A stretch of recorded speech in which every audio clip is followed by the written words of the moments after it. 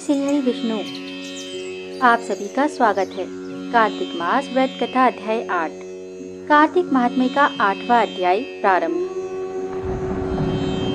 नारद जी बोले, अब मैं कार्तिक व्रत के उद्यापन का वर्णन करता हूँ, जो सब पापों का नाश करने वाला है। व्रत का पालन करने वाला मनुष्य कार्तिक शुक्ल चतुर्दशी को व्रत की पूर्ति और भगवान विष्णु की प्रीति के लिए उद्यापन करे।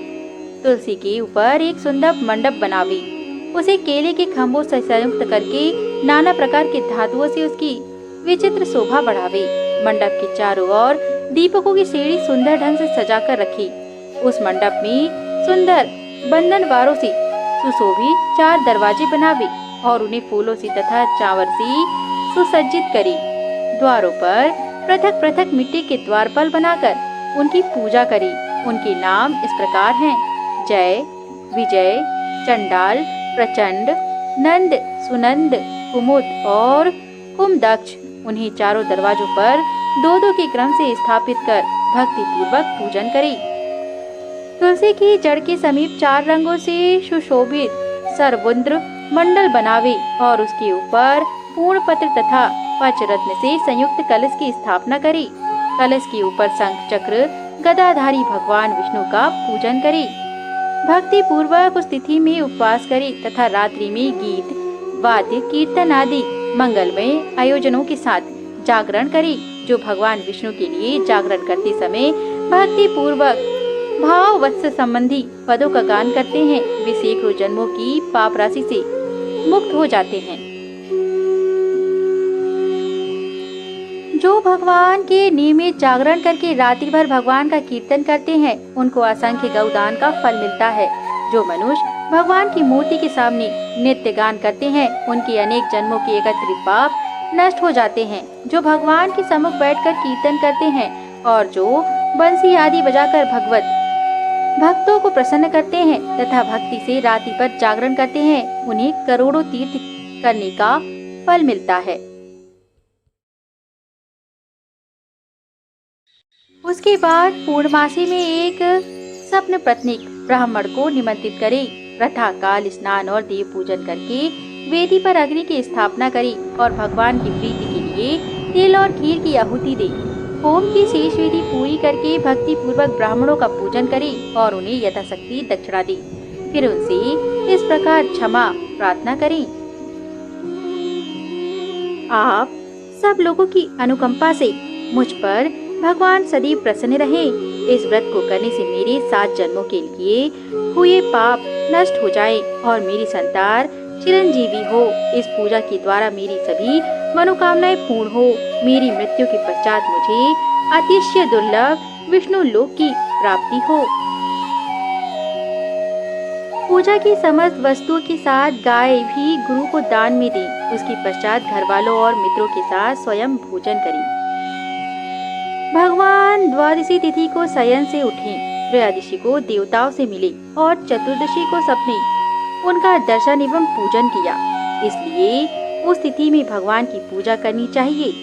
गुरु की आज्ञा से भगवान विष्णु की सुवर्णमयी प्रतिमा का पूजन करें। इस पूर्णिमा को पुष्कर तीर्थ की यात्रा श्रेष्ठ मानी गई है। कार्तिक माह में इस विधि का पालन करना चाहिए। जो इस प्रकार कार्तिक के व्रत का पालन करते हैं, वे धन्य और पूजनीय हैं। उन्हें उत्तम फल की प्राप्ति होती है। जो भगवान विष्णु की भक्ति में तत्पर हो कार्तिक व्रत का पालन करते हैं, उनके शरीर में स्थित सभी पाप तत्काल नष्ट हो जाते हैं। जो श्रद्धा पूर्वक कार्तिक के उद्यापन का महात्म्य सुनता या सुनाता है, वह भगवान विष्णु का सुयोज प्राप्त करता है। कार्तिक मास व्रत कथा अध्याय 8 समाप्त। कार्तिक मास व्रत कथा अध्याय 9 प्रारंभ। राजा पृथु ने कहा, हे मुनिश्रेष्ठ नारद जी, आपने कार्तिक माह के व्रत में जो तुलसी की जड़ में भगवान विष्णु का निवास बताकर उस स्थान की मिट्टी की पूजा करना बताया है, अतः मैं श्री तुलसी जी के महात्म्य को सुनना चाहता हूँ। तुलसी जी कहाँ और किस प्रकार उत्पन्न हुई हैं, यह बताने की कृपा करें। नारद जी बोले, राजन, अब आप तुलसी जी की महानता तथा उनकी जन्म का प्राचीन इतिहास ध्यान पूर्वक सुनिए। एक बार देवगुरु बृहस्पति और देवराज इंद्र भगवान शंकर का दर्शन करने कैलाश पर्वत की ओर चले। तब भगवान शंकर ने अपने भक्तों की परीक्षा लेने के लिए जटाधारी दिगंबर का रूप धारण कर उन दोनों के मार्ग में अवरोध उत्पन्न किया। यद्यपि वह तेजस्वी, शांत, लंबी भुजा और चौड़ी छाती वाले गौर वर्ण अपने विशाल नेत्रों से युक्त तथा सिर पर जटा धारण किए वैसे ही बैठे थे। तथापि उन भगवान शंकर को ना पहचान कर इंद्र ने उनसे उनका नाम व धाम आदि पूछते हुए कहा कि क्या भगवान शंकर अपने स्थान पर हैं या कहीं गए हुए हैं। इस पर तपस्वी रूप भगवान शिव कुछ नहीं बोले। इंद्र को अपने त्रिलोकीनाथ होने का गर्व था। उसी अहंकार के प्रभाव से वह चुप किस प्रकार रह सकता था। उसने क्रोधित होते हुए उस तपस्वी को धुड़क कर कहा, अरे मैंने तुझसे कुछ पूछा है और तू उसका उत्तर भी नहीं देता। मैं अभी तुझ पर वज्र का प्रहार करता हूँ, फिर देखता हूँ कि कौन तुझ दुर्मति की रक्षा करता है। इस प्रकार कहकर जैसे ही इंद्र ने उस जटाधारी दिगंबर को मारने के लिए हाथ में वज्र लिया, वैसे ही भगवान शिव ने वज्र सहित इंद्र का हाथ स्तंभित कर दिया और विकराल नेत्र कर उसे देखा। उस समय ऐसा प्रतीत हो रहा था कि वह दिगंबर प्रज्वलित हो उठा है और वह अपने तेज से जला देगा। भुजाएं स्तंभित होने के कारण इंद्र दुखित होने के का साथ साथ अत्यंत कुपित भी हो गया। परंतु उस जटाधारी दिगंबर को प्रज्वलित देखकर बृहस्पति जी ने उन्हें भगवान शंकर जानकर प्रणाम किया और दंडवत होकर उनकी स्तुति करने लगे।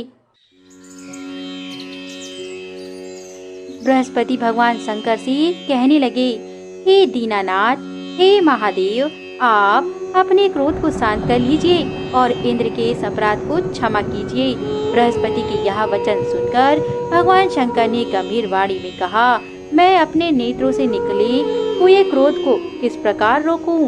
तब बृहस्पति ने कहा, भगवान, आप अपना भक्त वत्सल्य नाम सार्थक करते हुए अपने भक्तों पर दया कीजिए। आप अपने इस तेज को अन्यत्र स्थापित कीजिए और इंद्र का उद्धार कीजिए। तब भगवान शंकर गुरु बृहस्पति से बोले, मैं तुम्हारी स्तुति से अत्यंत प्रसन्न हूँ। तुमने इंद्र को जीवन दान दिलवाया है। मुझे विश्वास है कि मेरे नेत्रों की अग्नि अब इंद्र को पीड़ित नहीं करेगी।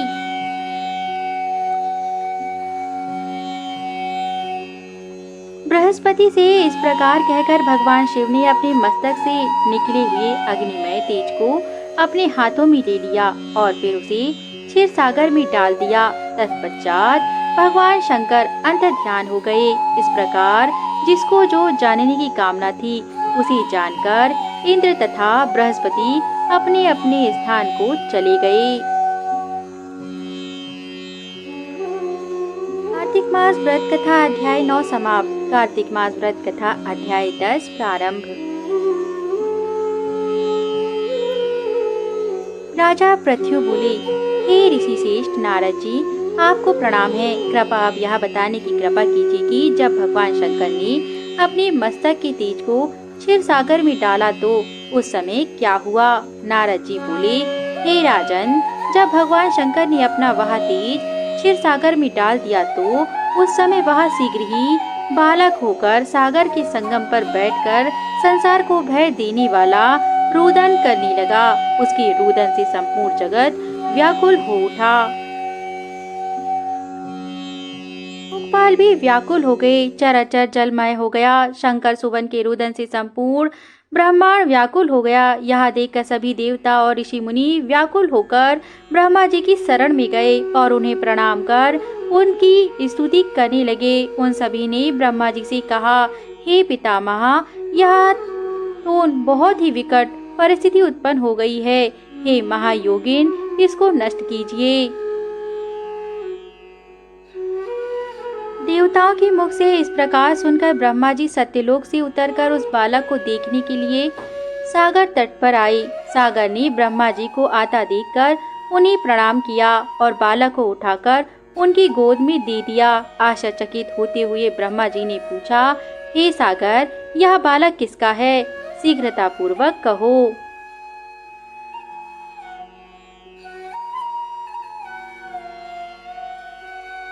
सागर विनम्रता पूर्वक बोला, प्रभु, यह तो मुझे ज्ञात नहीं, परंतु मैं इतना अवश्य जानता हूँ कि यह गंगा के सागर के संगम पर प्रकट हुआ है। इसलिए हे जगत गुरु, आप इस बालक का जात कर्म आदि संस्कार करके इसका जातक फल बताइए।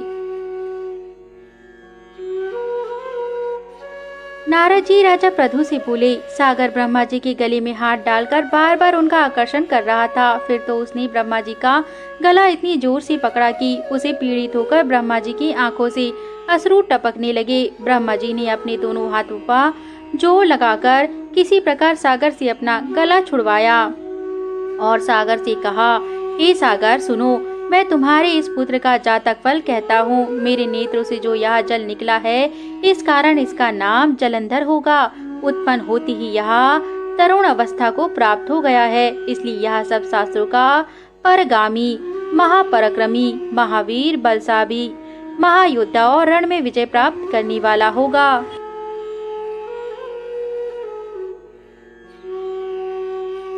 यह बालक सभी दैत्यों का अधिपति होगा। यह किसी से भी पराजित न होने वाला तथा भगवान विष्णु को भी जीतने वाला होगा। भगवान शंकर को छोड़कर यह सबसे अभद्र होगा। जहाँ से इसकी उत्पत्ति हुई है, यहाँ वही जाएगा। इसकी पत्नी बड़ी पतिव्रता, सौभाग्यशालिनी, सर्वांग सुंदरी, परम मनोहर, मधुर वाणी बोलने वाली तथा शीलवान होगी।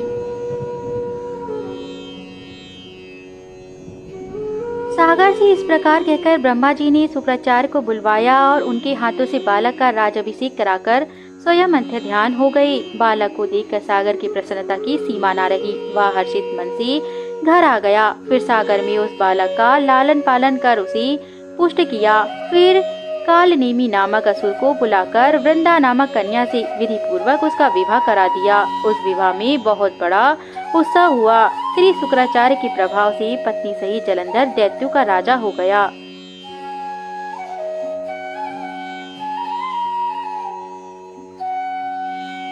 श्री हरि विष्णु कार्तिक मास व्रत कथा अध्याय 10 समाप्त। हमारे द्वारा प्रस्तुत की गई धार्मिक व्रत कथा कहानी अगर आपको पसंद आती हो तो हमारे YouTube चैनल को जरूर सब्सक्राइब करके अपना समर्थन अवश्य दें, ताकि हम ऐसे ही उच्च कोटि की कथाएं लाते रहे। धन्यवाद।